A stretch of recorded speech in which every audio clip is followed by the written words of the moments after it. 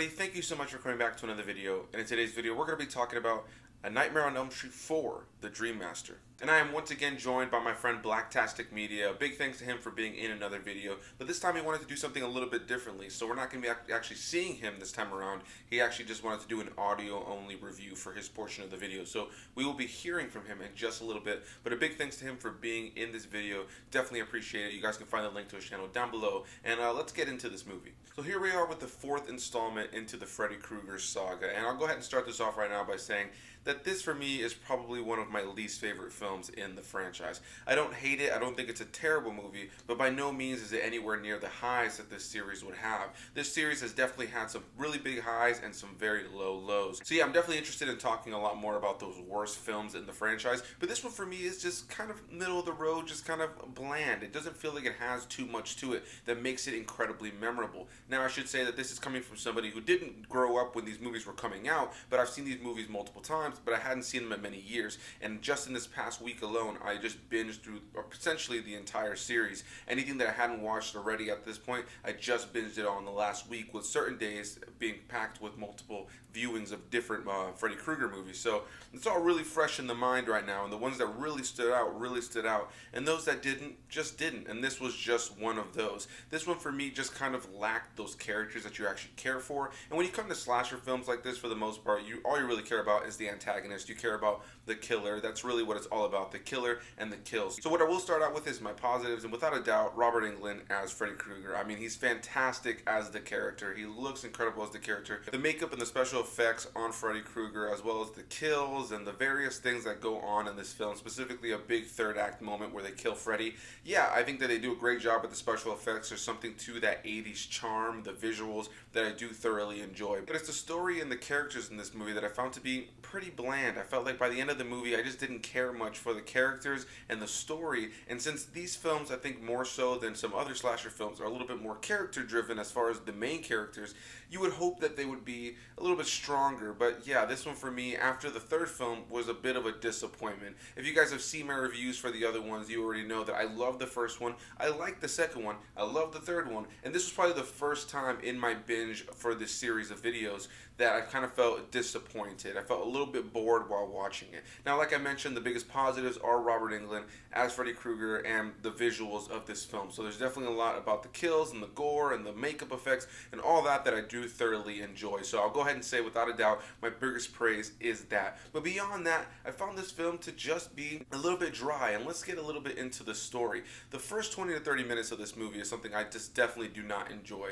If you saw the third film, you know, the movie does a good job of actually having you root for the main characters that are going against Freddy. And our main character in that film was the character of Kristen, played by Patricia Arquette. And her whole thing was that she had the ability to bring people into her dreams. So you have all these characters from the last movie working together, coming together in their dream to fight Freddy at the end of that third film. And I really enjoyed that. I enjoyed the camaraderie. It made it a fun thing to kind of see characters come all together who know what's going on and kind of work together against Freddy. Because one classic trope about this series is, you know, you just have the one person who knows what's going on, that's seeing Freddy, and everybody else thinks they're crazy. And, you know, we've seen that in tons of films. Child's Play franchise definitely leans on that trope as well. The whole idea of one character knows about the killer doll, but nobody else believes them. You know what I mean? So they've done that a million times when it comes to the Nightmare on Elm Street franchise. So to have a film like Dream Warriors, where you have all the characters know what's going on and they work together to take out Freddy, you know, I like that premise. I think they could have definitely done something with that. And you're always going to have those people in the movies that don't know about Freddy Krueger, and they're going to be pulled into this adventure.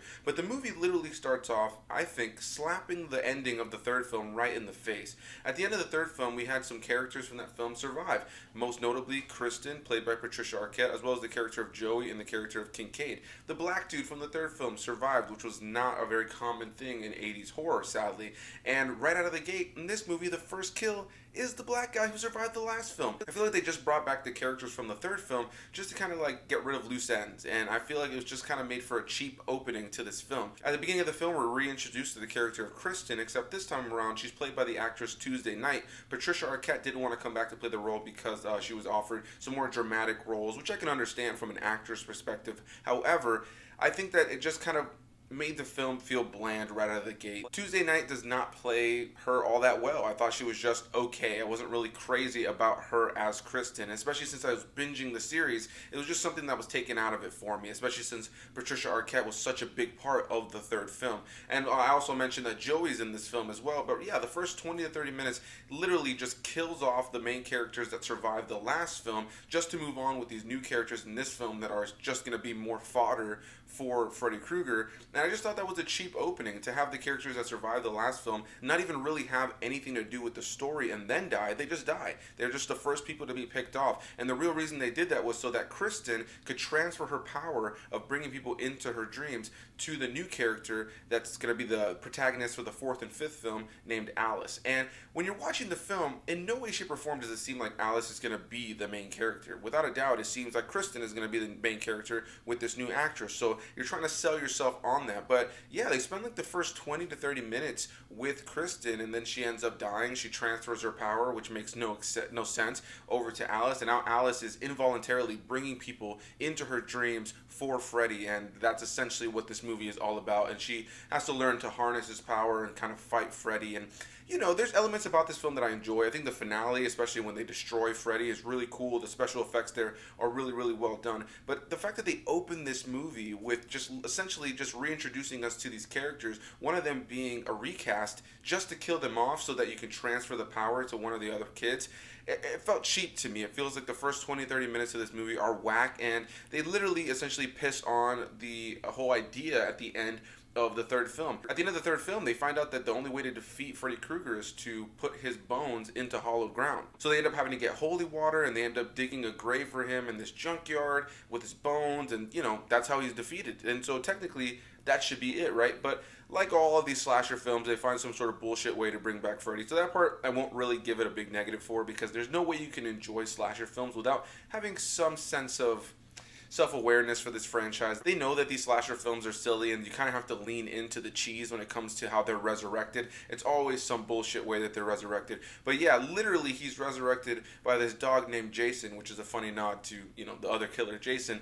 He ends up peeing where Freddy had been buried, and it's literally a piss of fire. And yeah, Freddy ends up coming to life, kills off our three main characters from the last film, and then we just move on with the rest of the characters. I think if I had to say the kills that really stood out to me in this movie would probably be the girl who has asthma and is sucked dry by Freddy in her dreams, as well as the girl who is afraid of roaches, who ends up becoming a roach, and then Freddy squashes her. I think without a doubt, Robert Englund saves this movie for me. I just found that the rest of the characters for me were laughable. And if there was anything that was entertaining about this film for me, it was more often than not the acting being so bad that I was just laughing at it rather than with it. But I feel like, again, that's just part of the charm of watching these slasher films. I did enjoy the film in a lot of ways, but it's really mainly around the character of Freddy Krueger. I just found this film to be a little bit bland, the characters to be a little bit bland, and so a lot of these scenes that are focused on them, I was just kind of sitting there like, just kind of staring at the screen, waiting for Freddy to show up again. Now let's go ahead and hear what my buddy Blacktastic Media had to say about this one.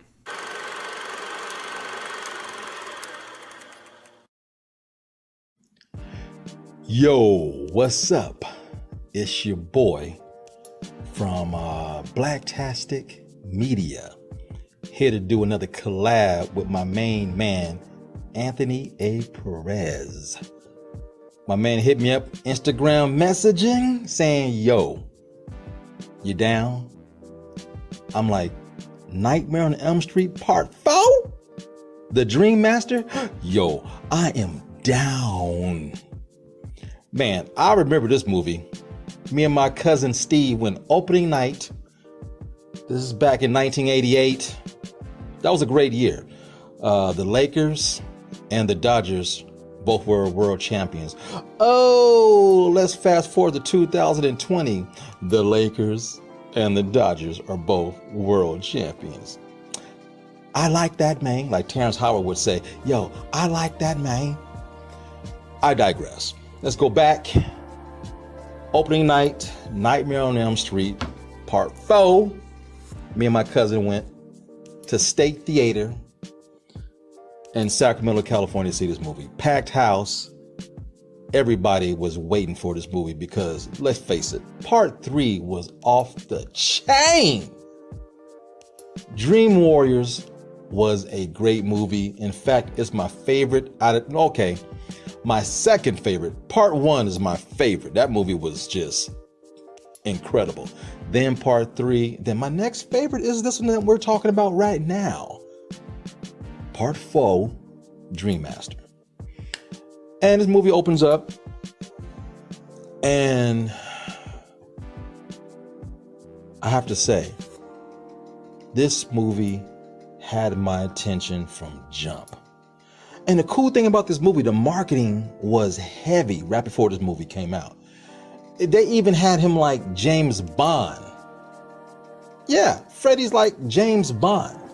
And the one-liners, it was just like he was a superhero. After part 3, it was all about Freddy. No more nightmares and teenagers. Yo, it's all about Freddy. This is the time in the 80s and early 90s when people were going to the movies to root for the antagonist. Yo, Jason, kill these people. Michael Myers, I'm down. And of course, Freddy, Chucky, we were rooting for the killers. Ain't that crazy? But that's how popular and iconic these people were, and especially Freddy, the dirty hat, wearing that fedora, that nasty ass sweater, green and red, the claws. I mean, he was a perfect character to love in the horror genre. Now, the cool thing, this movie opens up, you got Joey, you got Kincaid, and you got Christian Parker all returning from the last movie. Now, it's weird. It's been so long, I didn't realize it was a different Christian Parker in this one. I guess Tuesday Night is the new Christian. And in the last movie before, it was Patricia Arquette. Man, I didn't even know that's how long it's been. I guess, all white women that's blonde look alike? I don't know. I'm just playing, man. But it was a shock to me doing some research and some homework, watching this movie all over again. That's how long it's been. I didn't remember a whole lot.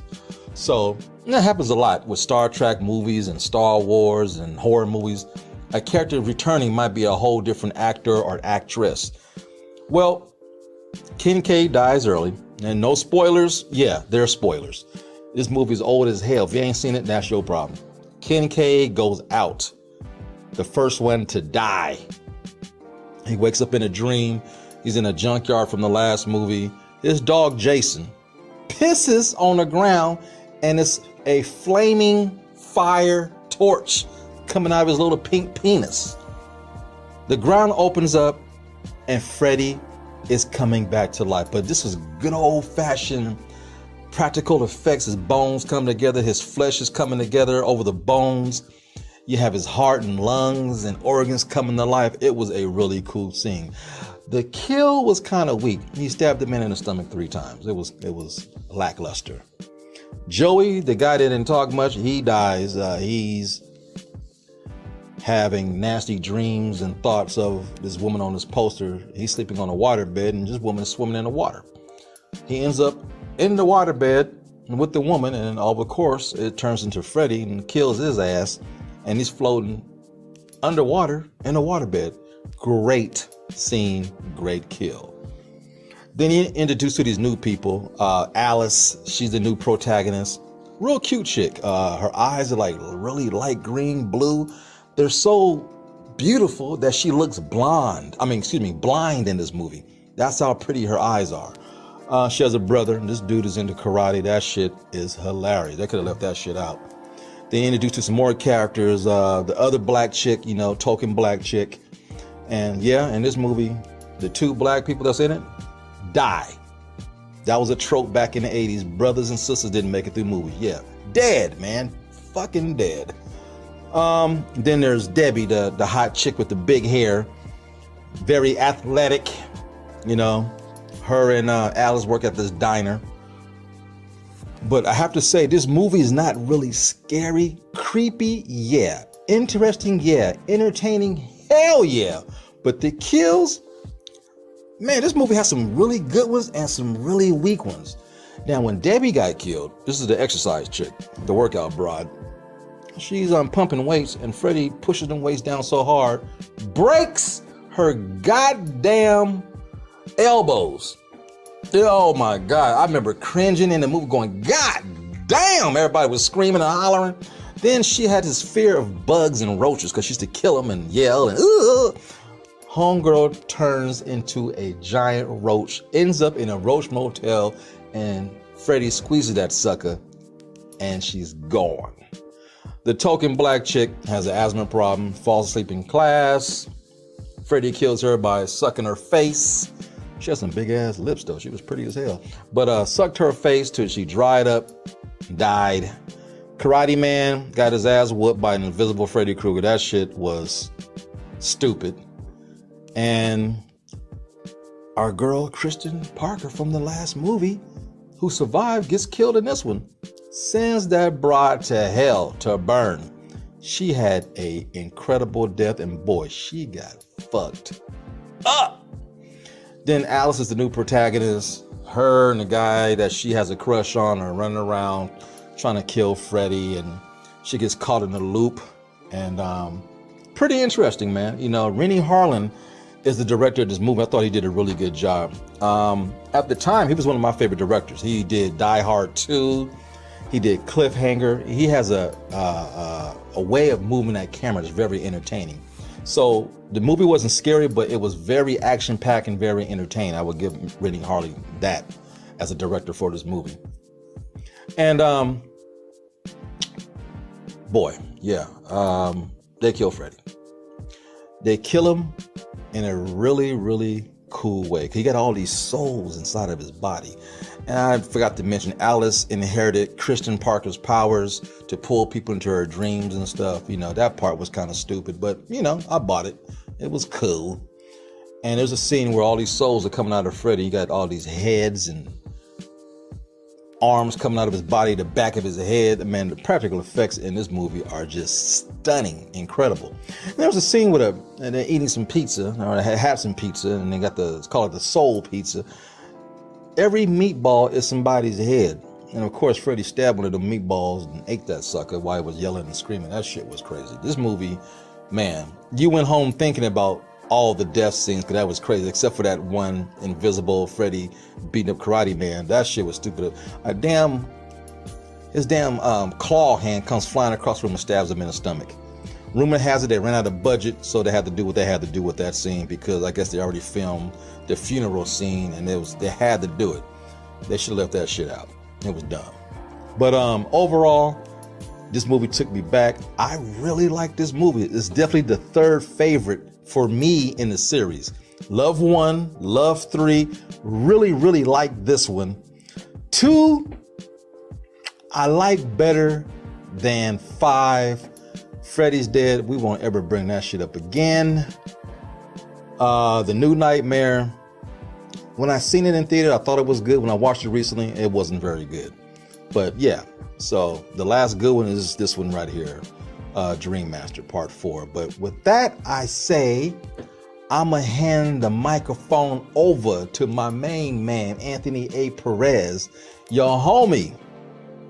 Mic check 1 2 1 2. Tell him how you feel, and I'm out. It's your boy from Blacktastic Media.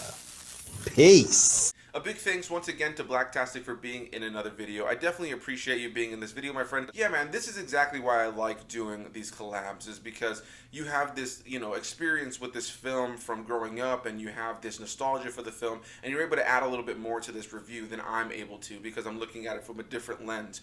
But I really enjoy hearing what you have to say, and I love that we both have two different opinions on this. So I'll kind of hand it off to you guys as an audience. Well, who do you guys kind of side with here? Are you with Blacktastic or are you with me? Do you find this film to be a little bit bland, or do you find this film to be a good time? I want to know where this ranks for you in the series. For me, I would say, like I said, it's not the worst film in the franchise, but it's by no means one of the best. I think that this movie just kind of lacked something for me, and when I look back on the entire series, even the worst films in the franchise at least have something that kind of makes it stand out, and it's so bad that sometimes it's like it's so bad it's good, or it's at least worth talking about because of how bad it is. Whereas this film, I just felt kind of left me feeling just dry. And when I look back on the entire series, I after binging it all. This is just somewhere in the middle that I just kind of think, yeah, it's okay. It's, you know, it's all right. I think what the biggest thing that I could praise about this film is, without a doubt, the special effects. I just think there's moments of the story and the characters and the dialogue that I just find to be pretty bland, and I just didn't really have much to take away from this film. I also want to mention that this film is directed by Renny Harlin, who actually directed some films that I do quite enjoy, like Die Hard 2